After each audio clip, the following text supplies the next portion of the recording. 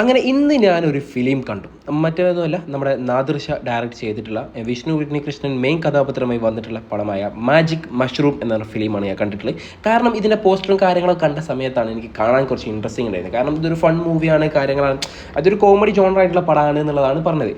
അപ്പോൾ കുറച്ച് കാലമായുള്ള ഒരു ഫൺ മൂവിയൊക്കെ കണ്ടിട്ട്, അപ്പോൾ ഒരു ഫൺ മൂവി ആവാം, കുറച്ച് മനസ്സറിഞ്ഞ് ചിരിക്കാമെന്ന് വിചാരിച്ചിട്ടാണ് ഞാൻ ഈ ഒരു പടം പോയി കണ്ടത്. കാരണം നമ്മൾ പശ്ചാത്തലമായാലും ചത്തപച്ച ആയാലും കാര്യങ്ങളൊക്കെ എന്താണ് അടിമൂഡ് പടമായിരുന്നു, ഫൈറ്റ് മൂഡ് പടമായിരുന്നു. അതുകൊണ്ട് ഒരു കോമഡി അത്ര വർക്കൗട്ട് ആയിട്ടുണ്ടായിരുന്നു. അപ്പോൾ ഒരു നല്ലൊരു കോമഡി പടം കാണാം എന്നുള്ള ഈ കാര്യത്തോട് തന്നെയായിരുന്നു ഞാൻ ഈ ഒരു പടം കാണാൻ പോയത്. കാരണം ഈ ഒരു ടീമിൻ്റെ മുമ്പ് വന്നിട്ടുള്ള പടമായിരുന്നു കട്ടപ്പനയിലെ ഹൃത്തിക് റോഷൻ. അത് നല്ല രീതിയിൽ എനിക്ക് വർക്കായ പടമാണ്.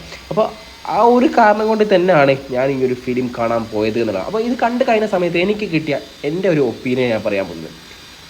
ഈ ഒരു ഫിലിമിൻ്റെ ഒരു വൺ ലൈൻ പറയുകയാണെങ്കിൽ, ഈ ഒരു ഫിലിമിൻ്റെ നായകനായിട്ടുള്ള വ്യക്തി എന്താ ചെയ്യുന്നത് വെച്ചാൽ, ഒരു 30 വയസ്സാകുന്നതിന് മുമ്പായിട്ട് എങ്ങനെയെങ്കിലുമൊക്കെ ഒരു കുട്ടീനെ പ്രേമിച്ച് കല്യാണം കഴിക്കാം. ജീവിത എയിമേ ഇതാണ്. അതായത് എന്ത് വേണ്ട, നമുക്ക് ജോലി വേണ്ട, പിന്നെ അതുപോലെ നമ്മൾ കരിയർ സെറ്റപ്പ് ചെയ്യണം എന്നുള്ള കാര്യങ്ങളൊന്നും യാതൊരു ബോധവുമില്ലാത്ത ഒരു ചെക്കന്, അപ്പോൾ അവൻ എങ്ങനെയെങ്കിലും ഒരു പെണ്ണ് കെട്ടി എങ്ങനെയെങ്കിലും സെറ്റ് ആവാം, അതിലൂടെ ഒരു സെറ്റപ്പ് ആവാം എന്നുള്ള ഒരൊറ്റ മൈൻഡിൽ നടക്കുന്ന ഒരു വ്യക്തി. അതാണ് ഈ ഒരു ഫിലിമിൻ്റെ പ്ലോട്ട് എന്ന് പറയുന്നത്. അതിൽ നടക്കുന്ന കാര്യങ്ങളും കഥയൊക്കെയാണ് ഈ ഒരു ഫിലിമിൽ മൊത്തത്തിൽ പറയുന്നത്.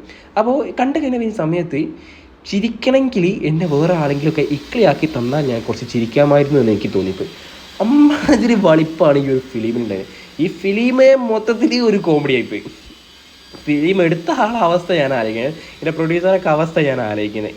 ഏതായാലും പടം പിന്നെ ഒന്നാമത് തന്നെ ഇതൊരു ഔട്ട്ഡേറ്റായിട്ട് പടം. 2008 കാലഘട്ടത്തിൽ 2007 കാലഘട്ടത്തിൽ കാണാം പിന്നെ ഒരു പടം ഹിറ്റായതിനെന്ന് എനിക്ക് പേഴ്സണൽ ഒപ്പീനിയൻ ഉണ്ട്. അതിരി ഒരു വളിപ്പ് പടമായിപ്പോയി ഈ പടം. പിന്നെ പോരാതെ പിന്നെ IMDb റൈറ്റൊക്കെ ഞാൻ നോക്കിയിട്ടുണ്ടായിരുന്നു. 9.7 ഒക്കെ കണ്ടേ കൊണ്ടാണ് ഞാൻ പോയി പടം കണ്ടത്. അതാരാണാവോ കൊടുത്തത്, ഓനൊന്ന് കിട്ടിയ 2 പൊട്ടിക്കുക എന്നുള്ള തോന്നലായിപ്പോൾ ഈ പടം കണ്ടു കഴിഞ്ഞപ്പോൾ എനിക്ക് തോന്നിയത്.